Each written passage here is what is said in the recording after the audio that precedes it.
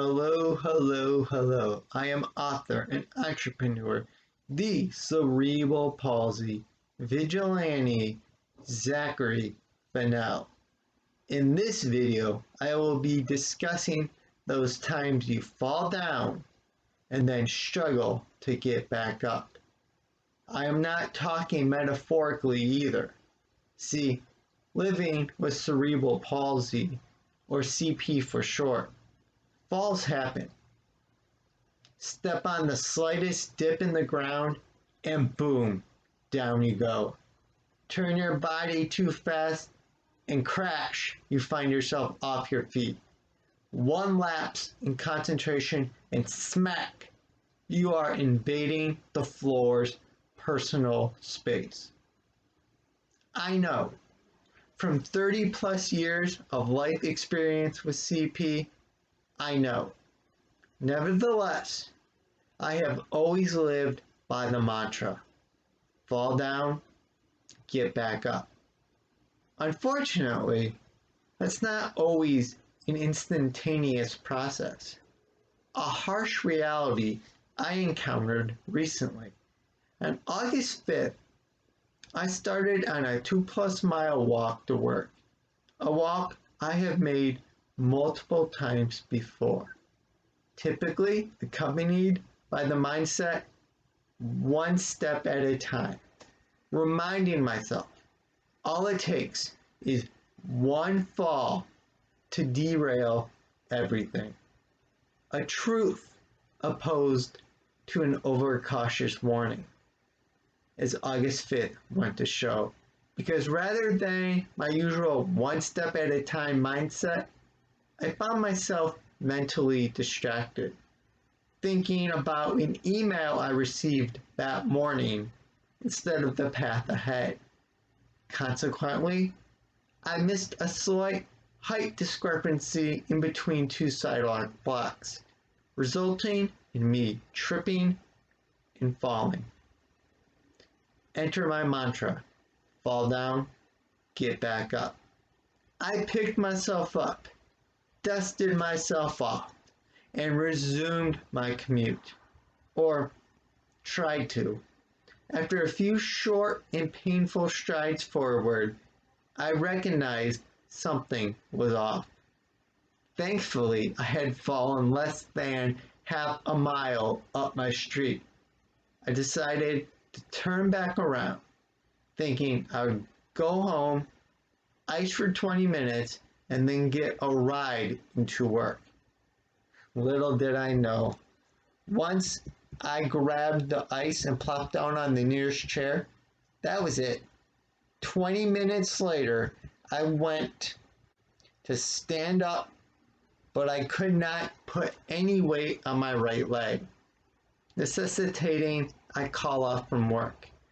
I would go on to miss 18 days with a groin strain, those early days being the toughest.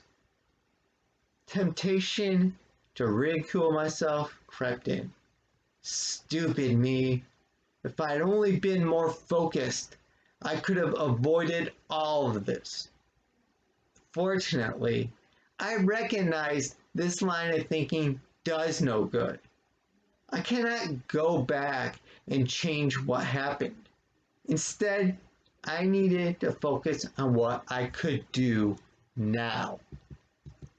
For the first 3 to 4 days, what I could do remained icing my groin area every few hours.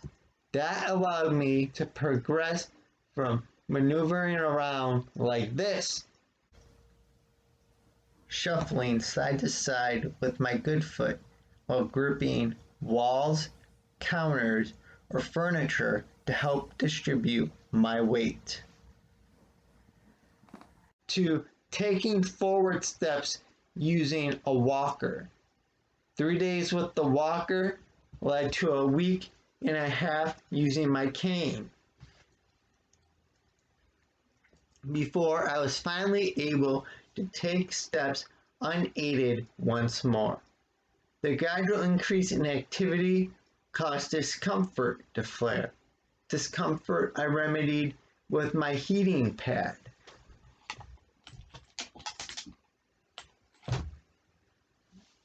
As I slowly progressed, I found my patience being tested. The night of August 5th, I attempted to use my walker. However, even with the walker's support, I felt uncomfortable taking steps forward. So I resorted back to side shuffling with my feet. On day 2 of using the walker, I attempted to switch to using my cane, but I did not feel the cane offered enough support, leading me to decide to stay with the walker. Ultimately, instead of trying to force a speedier recovery, I listened to my body, a skill years of physical therapy enabled me to hone. I might not have liked my body saying, "I'm not ready yet," but I respected the message. To prevent feeling down or frustrated, I concentrated on whatever progress I could spot.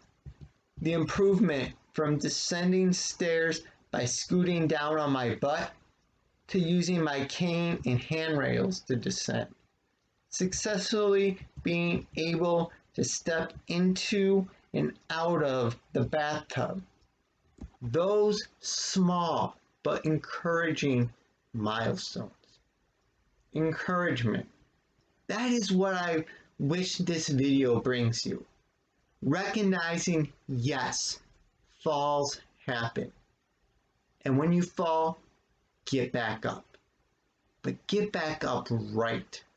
Understand, getting back up is not always an instantaneous process. Listen to your body and respond appropriately. Adjust your mindset to focus on what you can do now to recover. Continue concentrating on your progress, no matter how small said progress is. Full disclosure, throughout the first weeks of my recovery, I had not yet seen my doctor. I was taking action based off information about treating an aggravated groin, which I found on WebMD. Between WebMD's recovery timetable, the gradual progress I was making, and the fact I already had my annual physical scheduled for later in the month, I felt comfortable with my physical well-being. However, seeing a doctor following a serious fall is a good idea to confirm your self-diagnosis. Just as my doctor confirmed at my physical, I suffered a groin strain. So, see a doctor. What other advice do you have regarding struggling to get back up after falling down? Leave your insights in the comment section. While down there, also hit the thumbs up icon to show you enjoyed today's video. For more from me, make sure you are subscribed to my YouTube channel and have rung the bell icon to receive notifications every time I publish a new video. Until then, remember, don't blend in, blend out.